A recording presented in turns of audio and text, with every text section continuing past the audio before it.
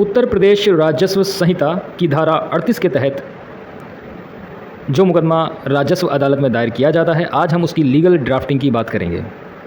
धारा 38 के तहत जो मुकदमा दायर होता है उसकी लीगल ड्राफ्टिंग कैसे की जाती है, उसमें कौन कौन से तत्वों का हवाला दिया जाता है और वो क्यों की जाती है, इन सब बातों पर आज हम डिस्कस करेंगे। सबसे पहले बात कर लेते हैं कि धारा 38 के अंतर्गत मुकदमा दायर किस बात का होता है।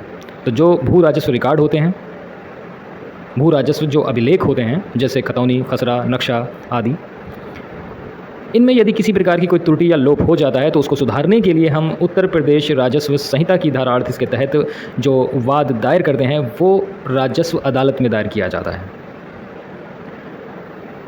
जानकारी के लिए बताता चलूँ कि धारा 38 का जो मुकदमा दायर होता है वो उप जिला अधिकारी महोदय की अदालत में दायर किया जाता है।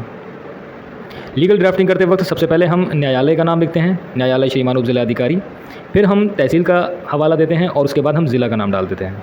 उसके बाद हम नेक्स्ट वाद संख्या की जगह छोड़ देते हैं और सन डाल देते हैं। उसके बाद हम मुकदमे का नाम का हवाला देते हैं, वादी बनाम प्रतिवादी। वादी में उस व्यक्ति का नाम आता है जो मुकदमा दायर करता है, अर्थात जो भू राजस्व अभिलेखों में जो त्रुटि या लोप हुआ उसको सुधारना चाहता है।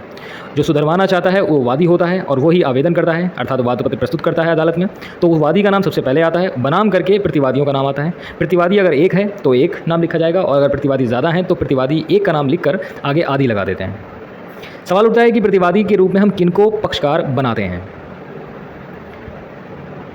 जो राजस्व अभिलेख खतौनी होती है उसमें एक खाता होता है ज़मीन का, आराजी का एक खाता होता है जिसमें आराजी का हवाला दिया होता है, उसके रकबे का हवाला दिया होता है और उसके मालिक यानी जो स्वामी होते हैं ज़मीन के उनका हवाला दिया होता है।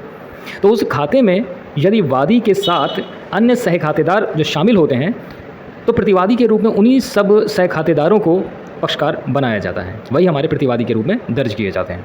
उसके बाद नेक्स्ट हम धारा का हवाला देते हैं, धारा 38 ऑफ यूपी रेवेन्यू कोड, और उसके नीचे हम ग्राम का नाम देते हैं जिस ग्राम में वो आराजी अर्थात जो ज़मीन जो है जिस गांव में स्थित होती है उस गांव का नाम देते हैं।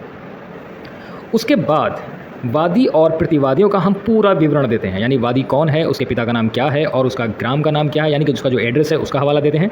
फिर बनाम करके जो भी प्रतिवादी होते हैं यहाँ पर हम सारे प्रतिवादियों के नाम लिखते हैं।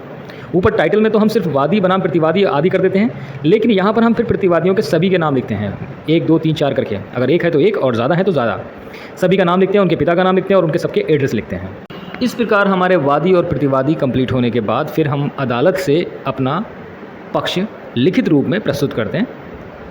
महोदय करके हम बोलते हैं, लिखते हैं, वादी का निवेदन निम्नवत है, नंबर 1। फिर हम पॉइंट वाइज पॉइंट शुरू करते हैं अपनी बात को रखना।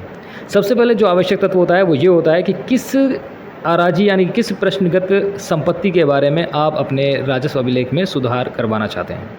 तो उस संपत्ति का हवाला देते हैं सबसे पहले, यह कि आराजी गाटा संख्या फला फला फला, जो भी गाटा संख्या होते हैं उनका हवाला दे दिया। अगर एक है तो एक गाटा, 2 है तो 2 गाटा। गाटा का मतलब होता है खेत का नंबर, उसमें रकबा भी दिया होता है कि इस खेत के नंबर में कितना रकबा है, कितना क्षेत्रफल है, स्थित कहाँ पर होता है उसका जिक्र करते हैं कि ये जो प्रश्नगत संपत्ति है वो स्थित ग्राम का नाम डाल देते हैं, तहसील का नाम डालते हैं और ज़िला का नाम डालकर फिर हम बता देते हैं कि इसका जो वादी है वो असली मालिक है, स्वामी है, सभी संवैधानिक अधिकार उसके पास हैं। लेकिन इसमें जो सह खातेदार और होते हैं उनको प्रतिवादी बनाया गया होता है, तो उनका भी हम हवाला देते हैं कि वादी के साथ साथ मैं प्रतिवादी संख्या 1 लगाए 3 या 1 लगाए 2 या सिर्फ 1, जितने भी प्रतिवादी होते हैं उनका नाम देते हैं कि इनके साथ साथ ये भी उसके मालिक हैं। यह कि उक्त आराजी के असल काश्तकार। अब यहाँ पर जो नेक्स्ट पॉइंट है वो हम यहाँ पर ये बताना चाहते हैं अदालत को कि इसके असली मालिक कौन थे और वो संपत्ति हमें मिली कैसे है।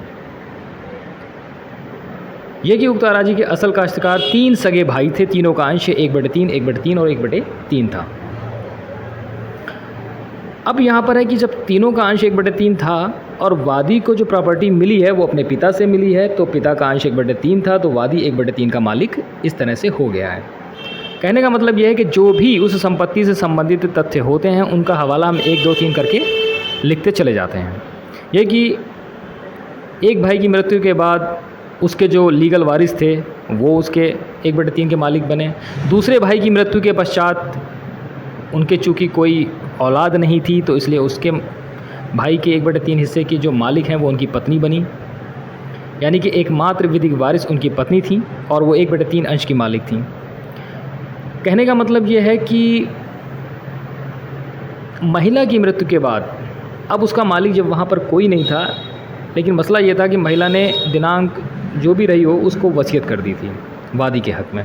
तो 1/3 तो अपने पिता से मिला और 1/3 उस महिला से मिल गया जो उसकी रिश्ते की चाची थी। 1/3 वसीयत के आधार पर वो उसका मालिक हो गया। तो इस लिहाज से वादी जो है वो 2/3 अंश का मालिक हो गया। तो इस तरह से उस संपत्ति से संबंधित जो भी फैक्ट, जो भी तथ्य होते हैं वो हम अदालत के सामने स्पष्ट करते चले जाते हैं।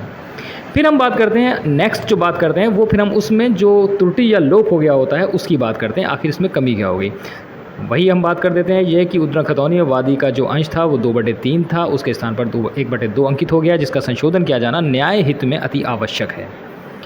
लीगल ड्राफ्टिंग करते वक्त हमें लीगल शब्दों का खास तौर से ध्यान रखना होता है ताकि हम लीगल ड्राफ्टिंग करते वक्त उन शब्दों का इस्तेमाल कर सकें। यह कि उद्दंड खतौनी में वादी का अंश त्रुटिवश 2/3 के स्थान पर 1/2 अंकित बने रहने से वादी की निहायत हक तलफी तथा उनके न्यायिक व भौमिक अधिकारों का हनन होता है। इसके बाद नेक्स्ट पॉइंट लिखते हैं कि यह कि उक्त त्रुटि का सुधार किया जाना न्याय हित में अति आवश्यक है। अगला पॉइंट होता है कि यह कि वादी ने प्रतिवादी या फिर प्रतिवादी गण से मौखिक रूप से त्रुटि को अदालत के माध्यम से सुधरवाने के लिए कई बार कहा, परंतु वह तैयार नहीं हुए, इस कारण वाद दायर करने की आवश्यकता हुई। लास्ट में प्रार्थना करते हैं, अतः श्रीमान जी से अनुरोध है कि न्यायहित में आराजी घाटा संख्या फला फला फला में स्थित ग्राम जो भी है उस तहसील का नाम देते हैं, उसमें वादी का अंश शुद्ध रूप में 2/3 दर्ज करवाए जाने की कृपा करें।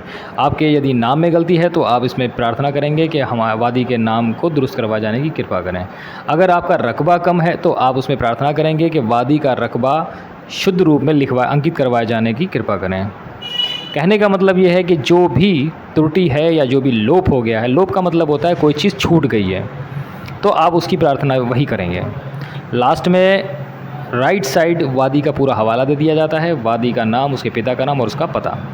इस तरह से हमारी जो है लीगल ड्राफ्टिंग कंप्लीट होती है। धारा